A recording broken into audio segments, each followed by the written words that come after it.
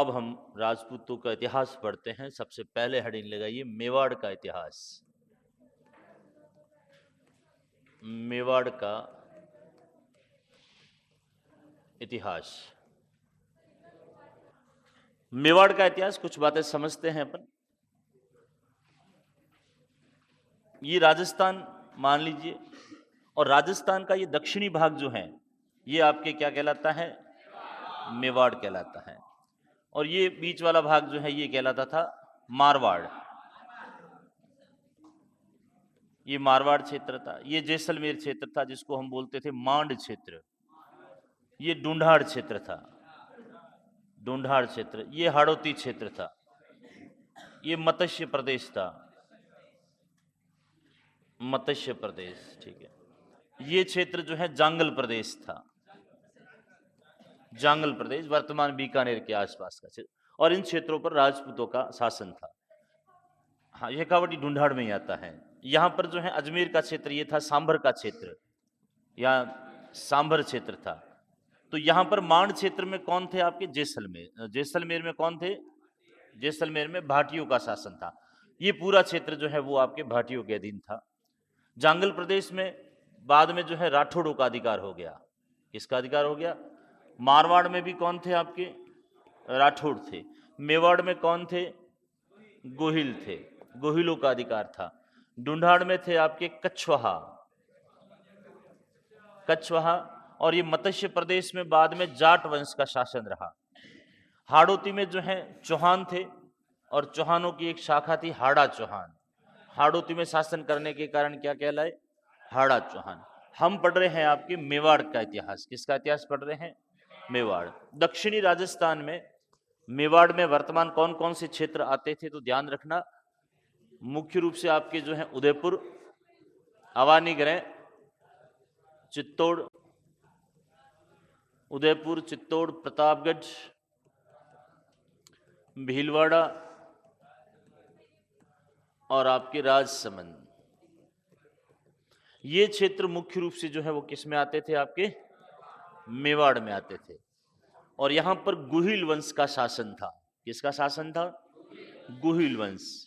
क्योंकि इस वंश को प्रारंभ जो माना जाता है, पहला व्यक्ति जो माना जाता है उसका नाम था गुहिलादित्य। गुहिलादित्य या उसको गुहादित्य कहा जाता है। गुहा मतलब गुफा में उसका जन्म हुआ, इसलिए उसको क्या नाम दिया? गुहादित्य या गुहिल कहा गया। और गुहिल होने के कारण इनको क्या वंश दिया गया? नाम क्या दिया गया इनको? गुहिल। गुहिल वंश ये पे कहलाया। आगे जाकर ये गुहिल वंश जो है वो सिसोदिया में कन्वर्ट हो जाता है।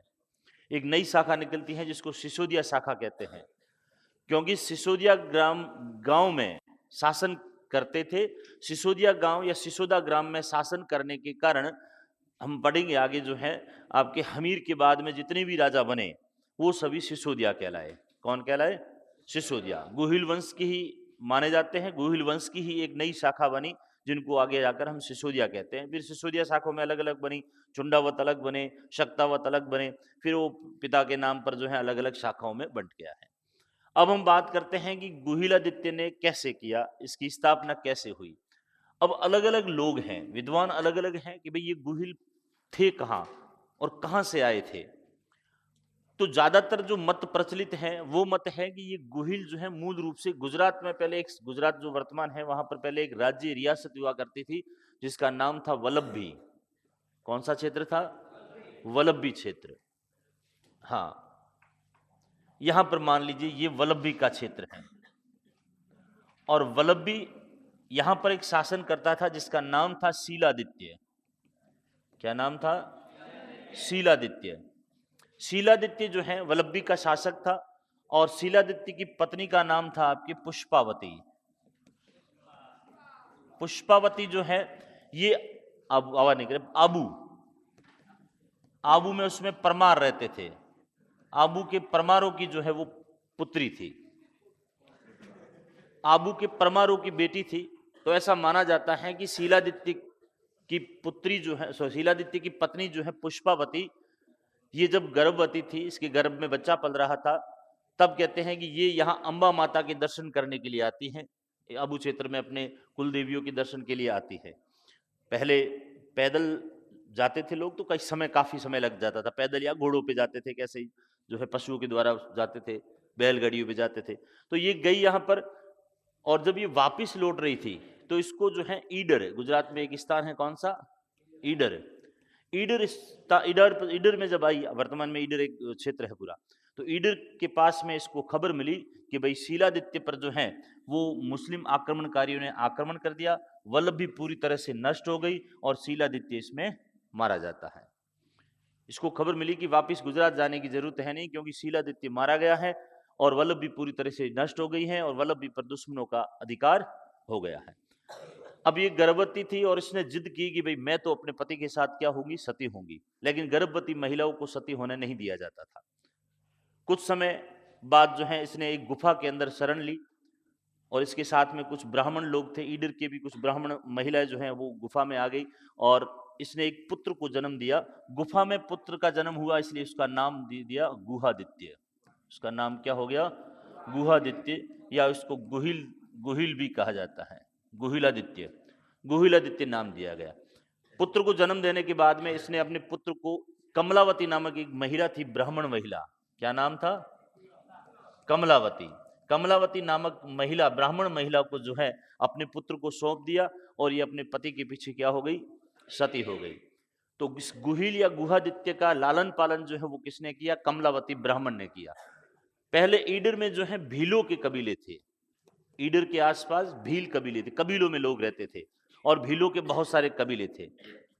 कमलावती ने भील क्षेत्रों में ही भीलों के साथ रहते हुए इन गुहादित्य या गुहिल का जो है वो क्या किया, लालन पालन किया। अब कमलावती नामक ब्राह्मण महिला ने लालन पालन किया, इसलिए अधिकांश लोग जो हैं, अधिकांश विद्वान जो हैं वो गुहिलों की उत्पत्ति ब्राह्मणों से मानते हैं। किससे मानते हैं, ब्राह्मणों से, कि ये गुहिल के गर्भ, गुहिल जो है वो ब्राह्मणों के यहाँ पला बला, तो हो सकता है कि ये ब्राह्मणों का ही पुत्र था, इसी के वंशज आगे जाकर गुहिल कहलाए और गुहिल बाद में राजपूत कहलाए। अब यहाँ पर रहते हुए भील बच्चों के साथ में गुहिल खेला करता था। गुहिल बड़ा हुआ और बड़े होने पर गुहिल में वो विलक्षण लक्षण थे, वीर व्यक्ति था, तो कहते हैं कि भील कबीलों का ये सरदार बन गया और भीलों ने इसको अपना रक्षक बना दिया। हाइट में बहुत बड़ा व्यक्ति था, दिखने में बहुत खतरनाक लगता था, तो उन्होंने कहा कि ये अपनी रक्षा कर सकता है, क्योंकि भील कबीलों में आपस में लड़ाई झगड़े हुआ करते थे, तो इन्होंने जो है गुहिल को अपना रक्षक चुन लिया। भील कबीला था ईडर में जिसका नाम है ऊंदरी, ऊंदरी गांव।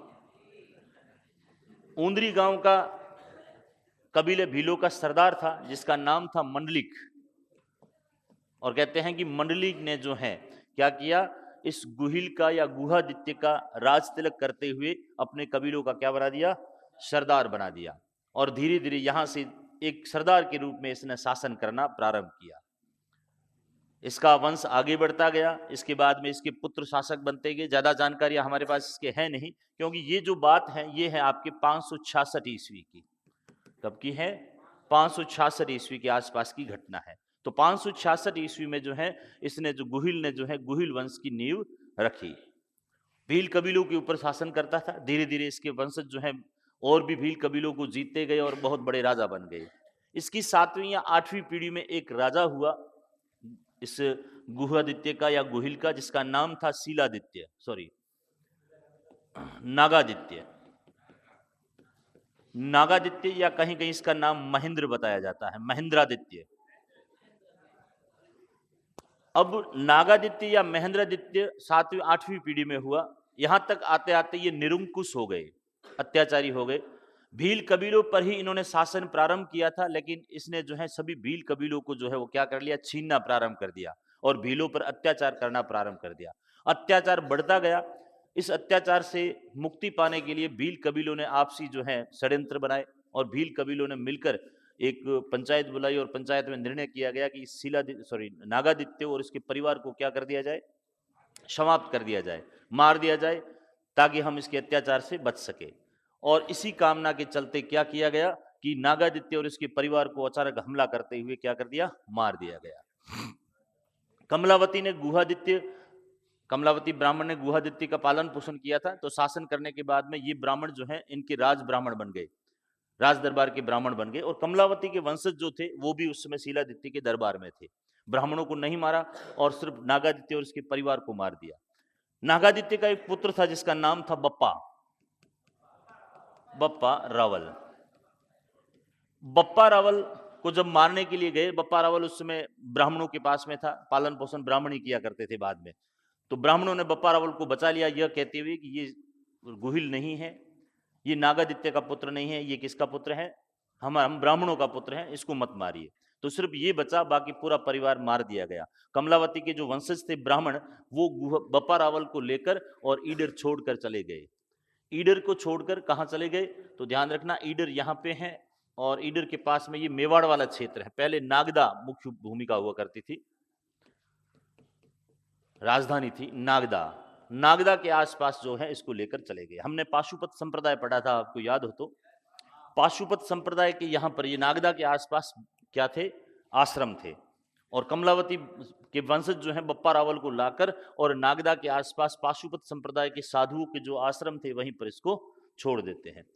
और बप्पा रावल यहीं साधु संतों की सेवा करता था और उनकी गायें चराता था और इसके बदले में उसको खाना वाना मिल जाता था। काफी समय तक यहीं पर इनकी गाय चराता रहा बप्पा रावल।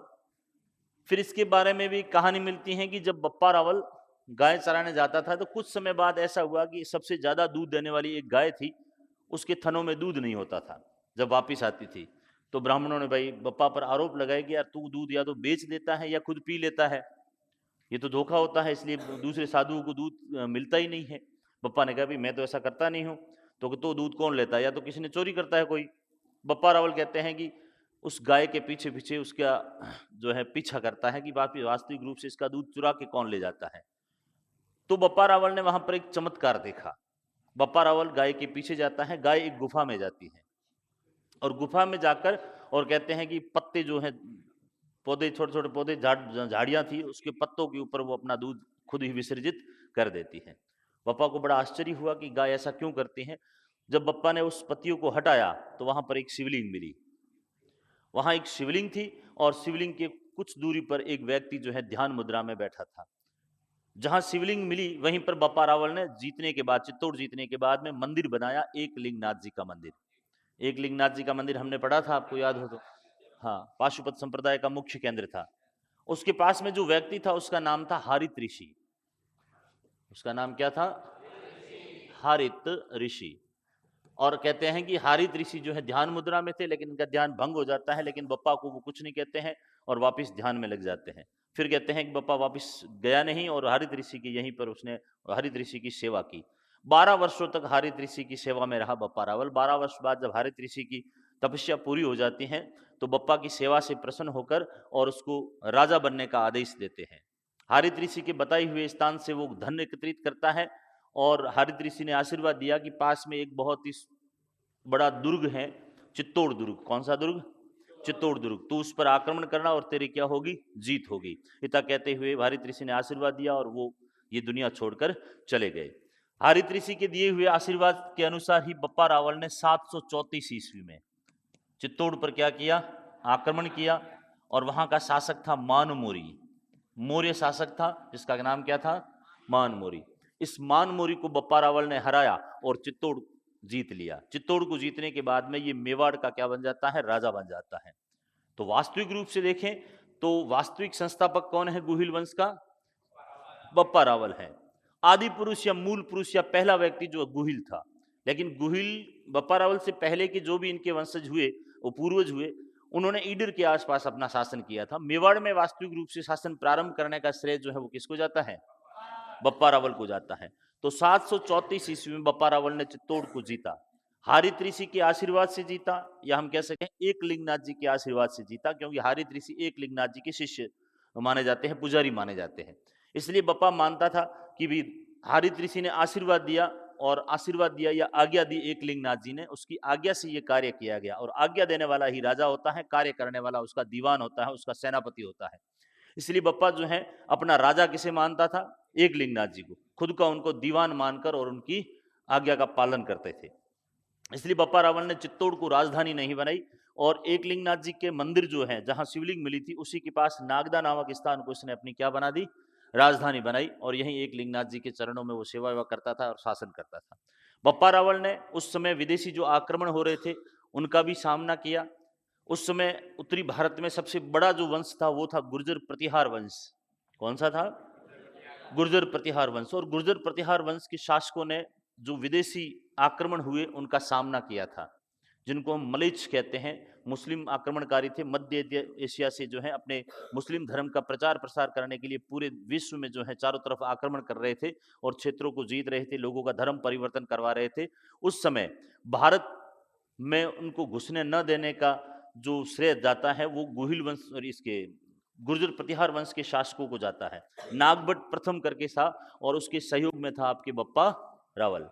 कहते हैं कि बप्पा रावल ने मलेच्छों को हराते हुए, उनको भारत से खदेड़ते हुए काफी वर्तमान जो पाकिस्तान, उसमें पाकिस्तान नहीं था, ये भारत का ही भाग था, आर्यावर्त का भाग था, तो पाकिस्तान तक उनको खदेड़ते हुए जाता है और उनको भगाने के बाद में कुछ समय के लिए एक स्थान पर बप्पा रावल रहता है जिसको रावलपिंडी कहा जाता है। रावलपिंडी नामक स्थान जो है वो पाकिस्तान में है वर्तमान। और रावलपिंडी नगर की स्थापना करने वाला कौन था? आपके बप्पा रावल। बप्पा रावल पहला गुहिल वंश था जिसने सोने के सिक्के चलाए। सोने के सिक्के चलाने वाला प्रथम गुहिल वंश का शासक कौन था? आपके बप्पा रावल था। तो बप्पा रावल को इस वंश का वास्तविक संस्थापक माना जाता है। तो ये कुछ बातें हम लिख देते हैं, उसके बाद में हम आगे बढ़ते हैं, एक एक करके पढ़ेंगे। लिखिए, मेवाड़ का इतिहास।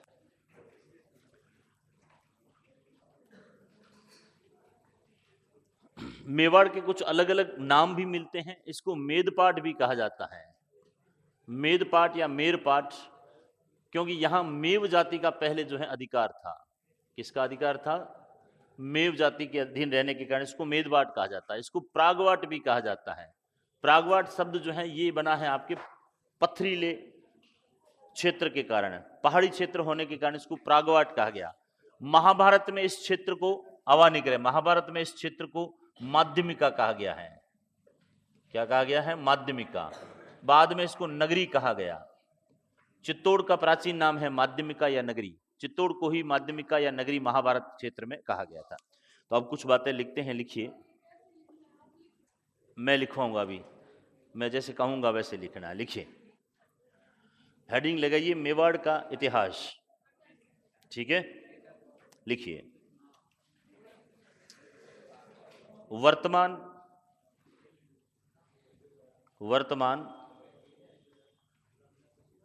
लिखिए, आवाज नहीं करें, लिखिए। वर्तमान उदयपुर, चित्तौड़, ये नाम लिखने सभी।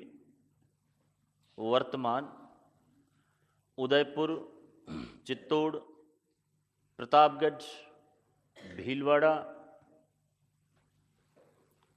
वर्तमान उदयपुर, चित्तौड़, प्रतापगढ़, भीलवाड़ा, राजसमंद।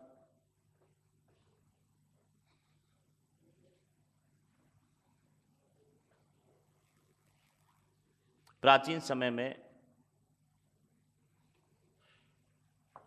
समय में मेवाड़ क्षेत्र कहलाते थे। प्राचीन समय में मेवाड़ क्षेत्र कहलाते थे।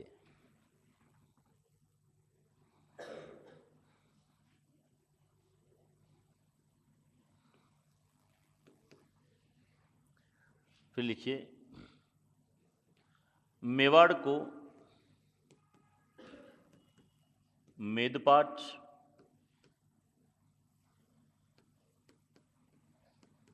प्रागवाट,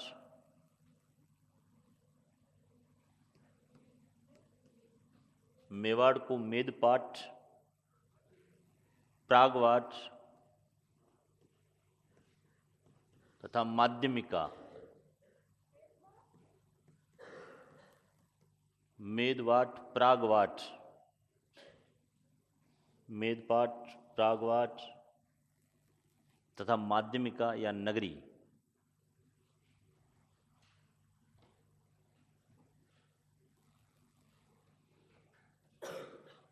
मेदपाट, प्रागवाट तथा माध्यमिका या नगरी भी कहा जाता था।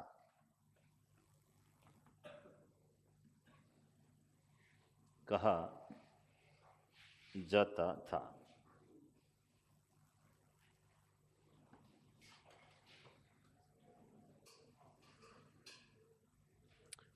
फिर लिखिए अगला पॉइंट।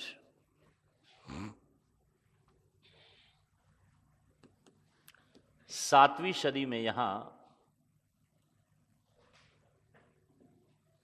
सातवीं सदी में यहां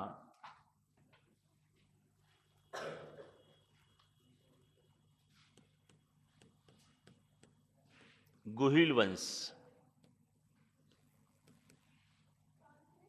सातवीं सदी में यहां गुहिल वंश का शासन प्रारंभ हुआ। सातवीं की जगह छठी शताब्दी लिख देना, 6 कर देना। छठी शताब्दी में, सातवीं नहीं, छठी शताब्दी में यहां गुहिल वंश का शासन प्रारंभ हुआ। गुहिल वंश का शासन प्रारंभ हुआ।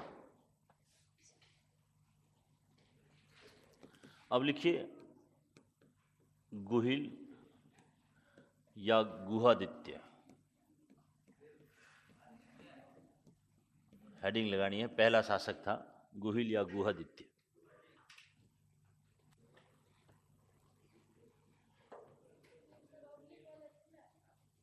इसलिए लिखा है ना, लिखना पड़ेगा ना, गुहिल या गुहादित्य, गुहिल या गुहादित्य। अब इसमें 2-4 पॉइंट लिखने हैं। पहला पॉइंट लिखिए, यह गुहिल वंश का, यह गुहिल वंश का संस्थापक, आदि पुरुष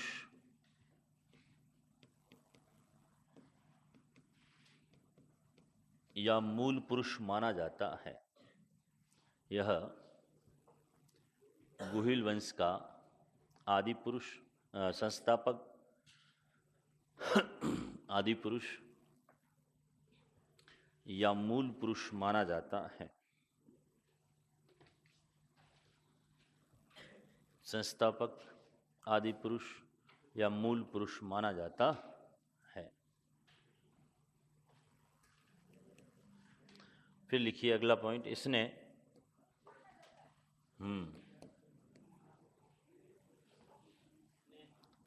यह गुहिल वंश का संस्थापक, आदि पुरुष या मूल पुरुष माना जाता है।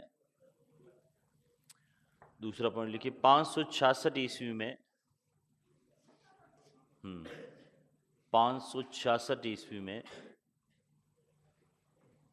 566 ईस्वी में इसने गुहिल वंश की स्थापना की। 566 ईस्वी में इसने गुहिल वंश की स्थापना की।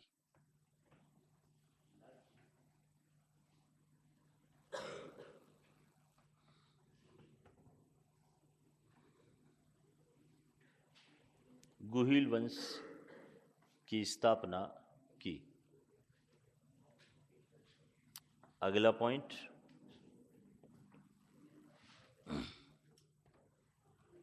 नेक्स्ट लिखिए, यह वल्लभी के शासक, वल्लभी गुजरात में थी, यह वल्लभी के शासक शीलादित्य,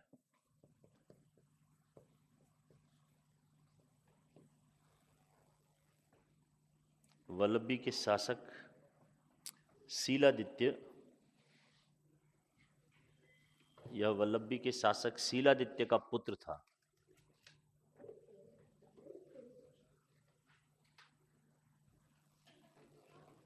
वल्लभी के शासक शीलादित्य का पुत्र था। इसकी माता का नाम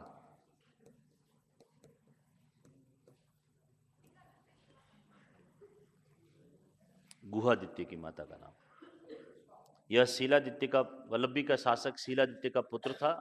अगला पॉइंट, गुहिल की माता का नाम या इसकी माता का नाम पुष्पावती था।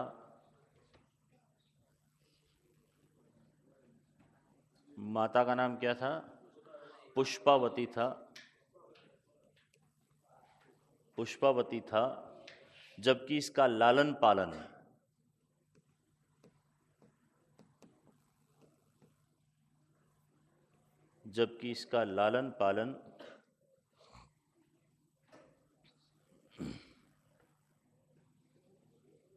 कमलावती नामक ब्राह्मण महिला द्वारा किया गया। जबकि इसका लालन पालन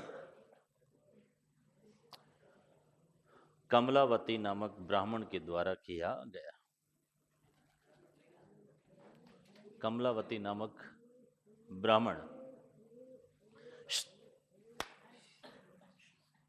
चुप, कमलावती नामक ब्राह्मण महिला के द्वारा किया गया। ठीक है।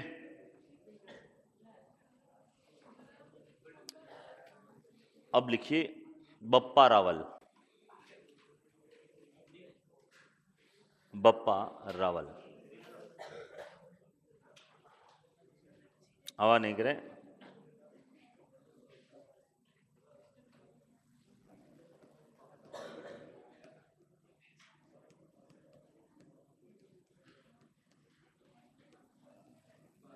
सात सौ 34 ईस्वी से 753 ईस्वी, 734 ईस्वी से 753 ईस्वी।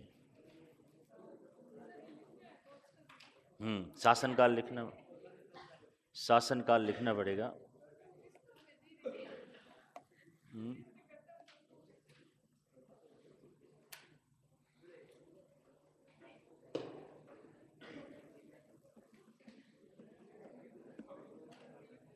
लिखिए अगला पॉइंट इसमें लिखिए, बप्पा रावल में लिखिए 2-3 पॉइंट।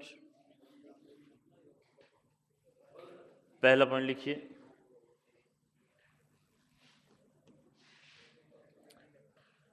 यह गुहिल वंश का वास्तविक संस्थापक माना जाता है। यह गुहिल वंश का वास्तविक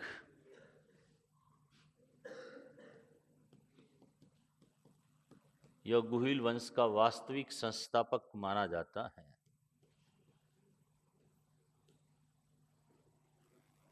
यह गुहिल वंश का वास्तविक संस्थापक माना जाता है।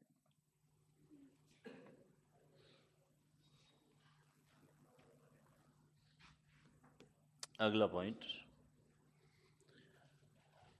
यह पाशुपत संप्रदाय, कौन सा संप्रदाय?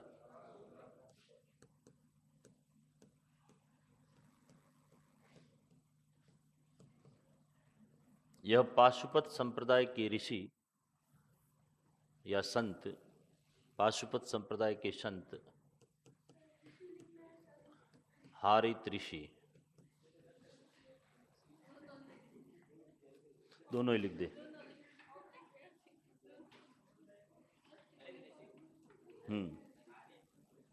हारित ऋषि, पाशुपत संप्रदाय के संत हारित ऋषि का शिष्य था। हारित ऋषि का शिष्य था।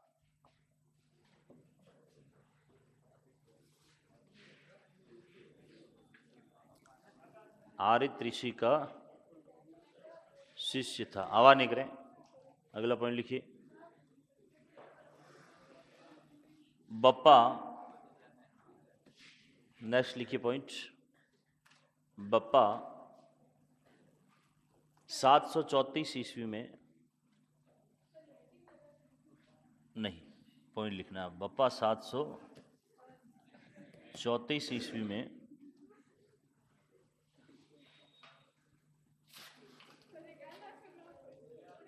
इसको गाना नहीं, इसको गालियां सुननी है, और मैं कंट्रोल कर रहा हूं कि मैं नहीं बोलूं, नहीं बोलूं, नहीं बोलूं, ठीक है? पर ये सुन के रहेगी, मेरे को लग रहा है। आवाज नहीं कर, लिखिए, बप्पा 734 ईस्वी में हारित ऋषि के आशीर्वाद से, बप्पा 734 ईस्वी में हारित ऋषि के आशीर्वाद से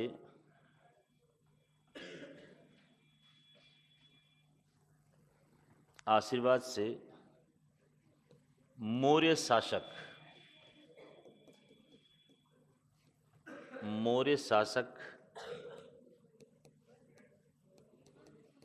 मानमोरी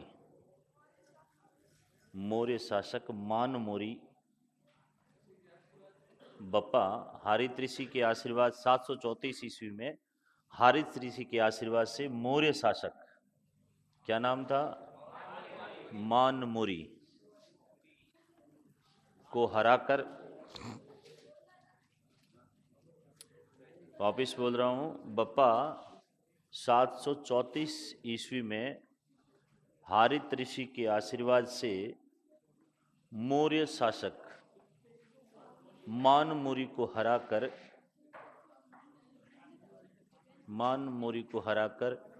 चित्तौड़ पर अधिकार करता है। मानमोरी को हराकर चित्तौड़ पर,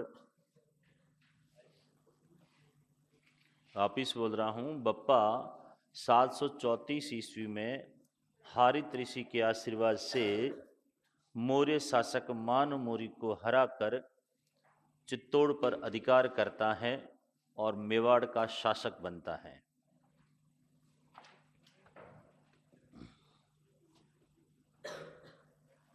और मेवाड़ का शासक बनता है, मेवाड़ का शासक बनता है, राजा बनता है। अगला पॉइंट,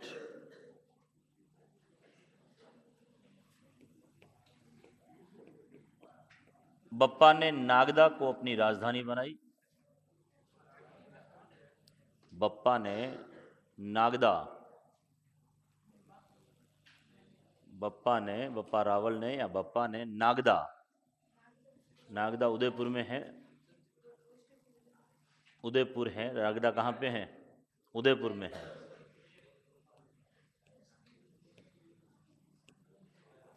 नागदा को अपनी राजधानी बनाई, नागदा को अपनी राजधानी बनाई। क्या हुआ, मेवाड़ की अपनी राजधानी, मेवाड़ का शासक था तो मेवाड़ की राजधानी बनाई। बप्पा ने नागदा को अपनी राजधानी बनाई। फिर लिखिए, नागदा के पास बप्पा रावल ने, अगला पॉइंट लिखिए, नागदा के पास बप्पा रावल ने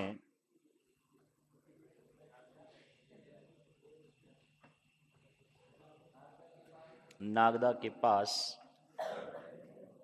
बातें नहीं करें, नागदा के पास बप्पा रावल ने एक लिंगनाथ जी मंदिर का निर्माण करवाया।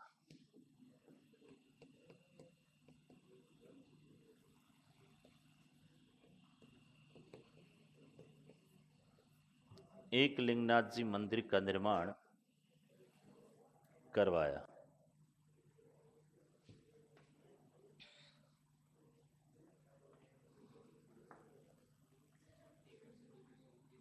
एक लिंगनाथ जी मंदिर का निर्माण करवाया। अगला पॉइंट,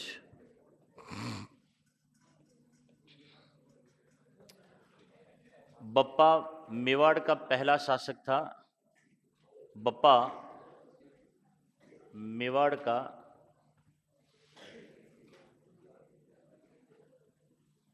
आवाज नहीं करें, बप्पा मेवाड़ का पहला शासक था जिसने सोने के सिक्के चलाए। बप्पा मेवाड़ का पहला शासक था जिसने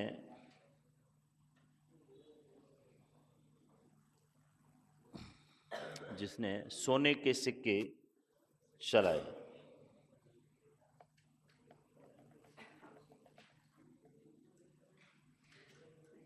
इसलिए बप्पा रावल को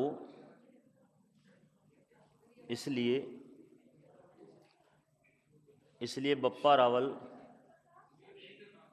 हाँ, अरे लिखिए चुपचाप, क्या है कर रहे हैं वंस मोर। इसलिए बप्पा रावल को मेवाड़, इसलिए बप्पा रावल को मेवाड़ में मुद्रा प्रणाली का जनक माना जाता है। इसलिए बप्पा रावल को मेवाड़ में मुद्रा प्रणाली का जनक माना जाता है। हाँ, जनक, मुद्रा प्रणाली प्रारंभ करने वाला।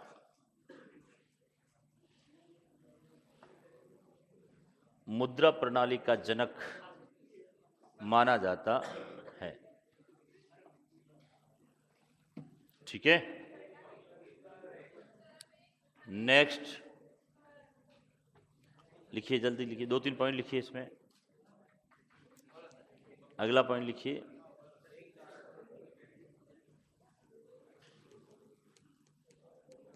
बप्पा रावल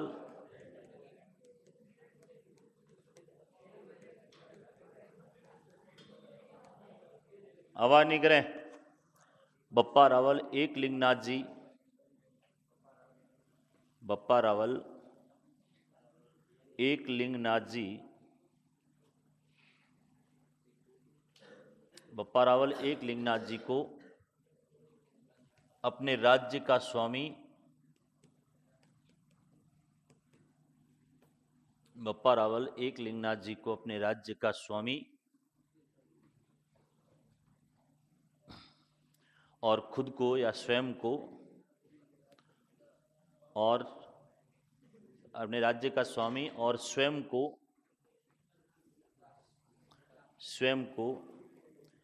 एकलिंगनाथ जी का दीवान मानकर, स्वयं को एकलिंगनाथ जी का दीवान मानकर शासन करता था। एकलिंगनाथ जी का दीवान मानकर, स्वयं को एकलिंगनाथ जी का दीवान मानकर शासन करता था।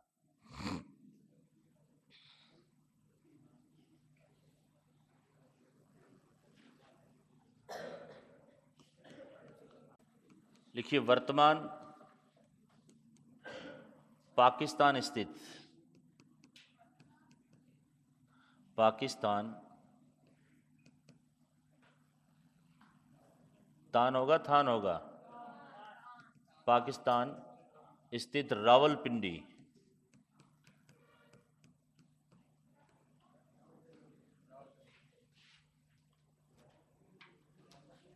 वर्तमान पाकिस्तान स्थित रावलपिंडी नगर का संस्थापक,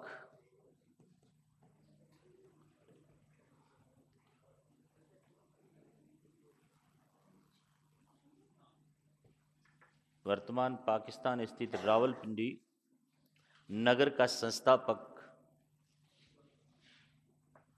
बप्पा रावल को माना जाता है।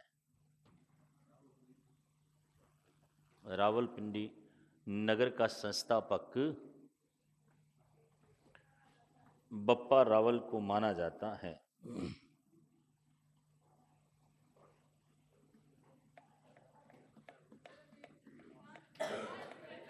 5 मिनट है, 2 लाइनें और लिखिए।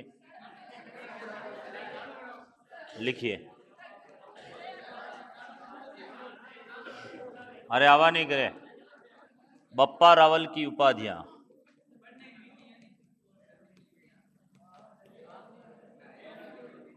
आवाज नहीं करे। हाँ हाँ, 2 है। बप्पा रावल की उपाधियां,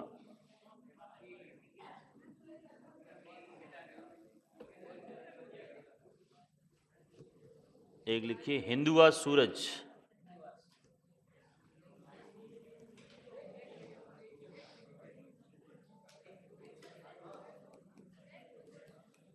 राजगुरु, राजाओं का गुरु। चकवे,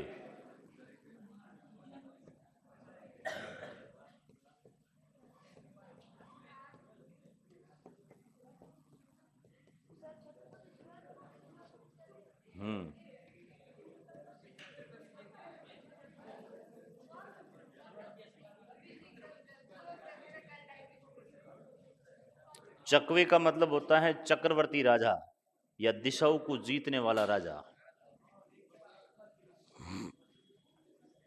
ये 3 उपाधियां हैं।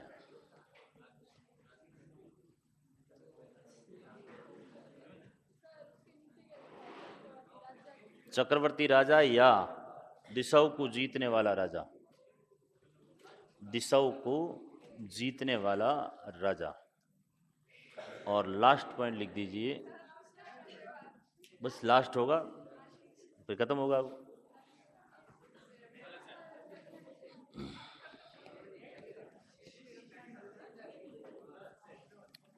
753 ईस्वी लिख दीजिए। हाँ हाँ कहते हैं भाई, कहते हैं, बिल्कुल बिल्कुल बिल्कुल, ठीक है। हाँ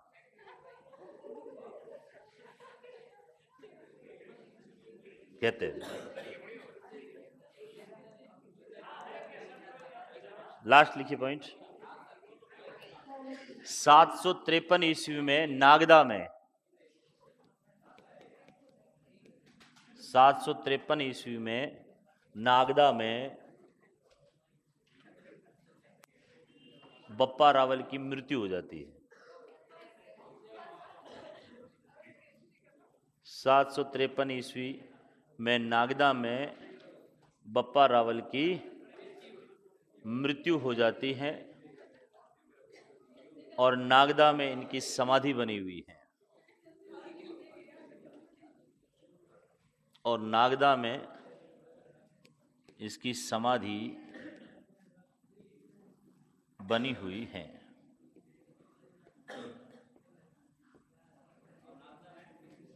बप्पा रावल की समाधि बनी हुई है। ओके, तो ये था बप्पा रावल। बाकी वाले बातें करेंगे अपन कल।